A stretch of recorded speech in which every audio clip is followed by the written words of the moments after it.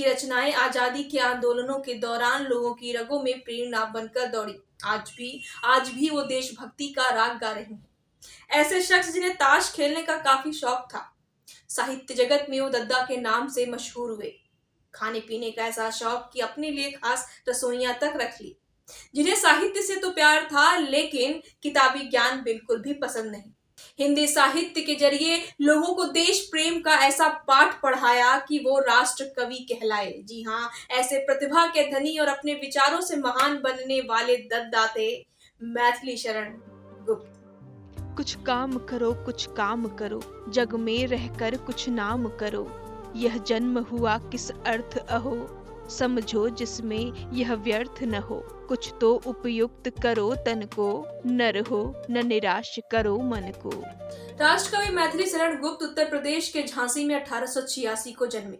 दद्दा का नाम काफी बड़ा था, मिथिलाधीप नंदन शरण। जब स्कूल में एडमिशन के लिए गए तो नाम रजिस्टर में नहीं आया। उस वक्त इनका नाम रखा गया मिथिला शरण, और चूंकि ये बड़े वैष्णव परिवार से आते थे, इसलिए नाम के आगे गुप्त लग गया। इनका ध्यान पढ़ाई से ज्यादा खेल कूद पर रहता, जिसकी वजह से पढ़ाई अधूरी रह गई। हालांकि फिर भी इन्होंने हिंदी, बांग्ला, संस्कृत साहित्य को घर पर ही रहकर पढ़ा।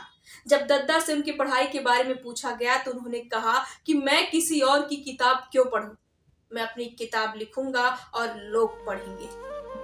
पूज्य पिता के सहज सत्य पर वार सुधाम धराधन को।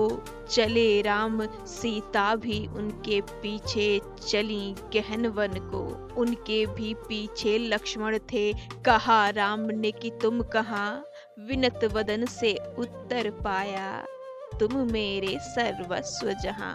मैथिली शरण गुप्त को साहित्य से काफी प्रेम था। वो ब्रज भाषाएं में रचना किया करते। उनकी पहली कविता कनकलता ब्रज भाषा में ही प्रकाशित हुई। हालांकि बाद में दद्दा ने खड़ी बोली में लिखना शुरू किया। मैथिली शरण कई बड़े कवियों जैसे कि दिनकर, महावीर प्रसाद द्विवेदी के भी संपर्क में रहे।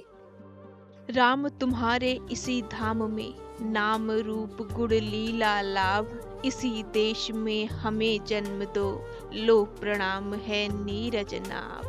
धन्य हमारा भूमि भार भी, जिससे तुम अवतार धरो। भुक्ति मुक्ति मांगे क्या तुमसे, हमें भक्ति दो ओ अमिताभ। साहित्य के धुरंधर को ताश खेलने का भी काफी शौक था। अपने दोस्तों, यहाँ तक कि अपने परिवार के सदस्यों के साथ भी वो ताश खेलते। इन्हें खाने पीने का भी काफी शौक था, जिसके लिए मैथिली शरण गुप्त ने एक रसोइया गिरधारी रख रखा था, जो हमेशा उनके लिए स्वादिष्ट खाना बनाता और उन्हें खिलाता। गिरधारी पूरी जिंदगी अपने गुप्त जी के परिवार के साथ ही रहा। मैथिली शरण गुप्त खातिरदारी में भी काफी अव्वल थे।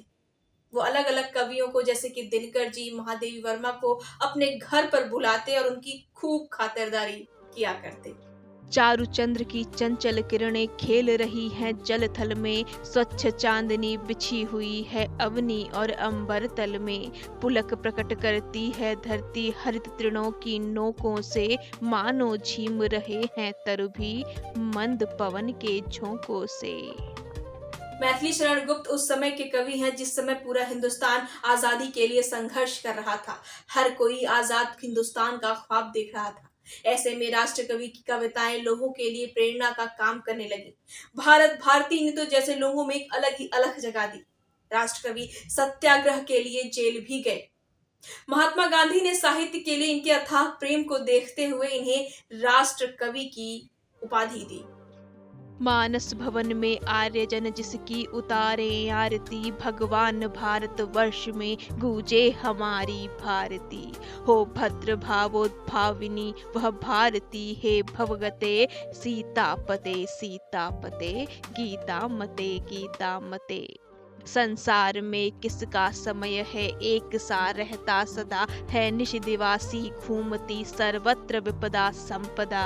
जो आज एक अनाथ है नरनाथ कल होता वही। जो आज उत्सव मग्न है कल शोक से रोता वही।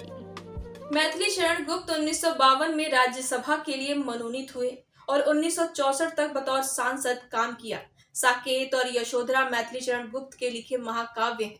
इसके अलावा पंचवटी, जयद्रथ वध, उर्मिला, विष्णुप्रिया और भी ऐसी कई लोकप्रिय कविताएं हैं। इन्होंने कई नाटक भी लिखे। दो वंशों में प्रकट करके पावनी लोकलीला, 100 पुत्रों से अधिक जिनकी पुत्रियां पूतशीला।